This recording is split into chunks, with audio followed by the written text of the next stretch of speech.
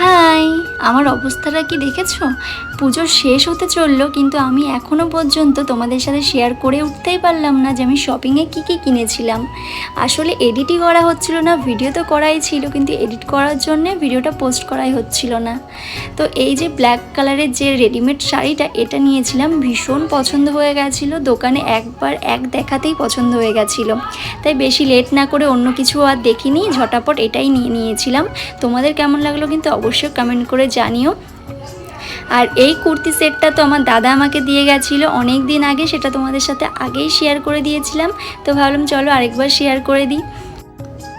যেদিন শপিং করতে গেছিলাম সেদিন এই চুড়িদারটা দেখে বাবার খুব পছন্দ হয়ে গেছিলো, তাই বাবা এটা আমাকে কিনে দিয়েছিল।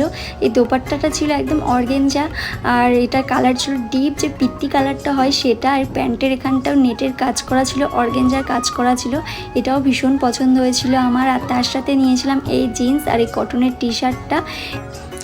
এই হলো আরেকটা টি শার্ট, আর এই টি শার্টগুলো পরে এত আরাম কি বলবো, একদম মুঠোর মধ্যে চলে আসবে, ভীষণ নরম কোয়ালিটি, সফট। আর এই যে এই জিন্সটা নিয়েছিলাম।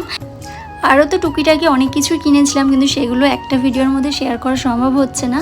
আর এই জুতো দুটো নিয়েছিলাম, ভীষণ পছন্দ হয়ে গেছিলো। এই পিঙ্কটা পছন্দ করেছিল বরমশাই, আর এই হোয়াইটটা পছন্দ করেছিলাম আমি আর বাবা। শুধু কি আমার শপিং ভিডিও দেখালেই হবে, বরমশেরটা তো দেখাতে হবে, তাই না? এই যে এই শার্টটা দিয়েছিল দাদা, সেটা অনেকদিন আগে একটা ভিডিওর মাধ্যমে দেখিয়েছিলাম। আর এই যে এই টি শার্টও বলা যেতে পারে, আবার শার্টও বলা যেতে পারে, ওটা আমি আর বরমশাই পছন্দ করেছিলাম। আর এই টি শার্টটা পছন্দ করেছিল বাবা। আর যেহেতু আমি একটা পছন্দ করছি, বাবা একটা পছন্দ করছে, সেই জন্য কোনোটাই না বলতে পারেনি ও, আর লাস্টে সব কিছু এক কালারের হয়ে গেছে ওর।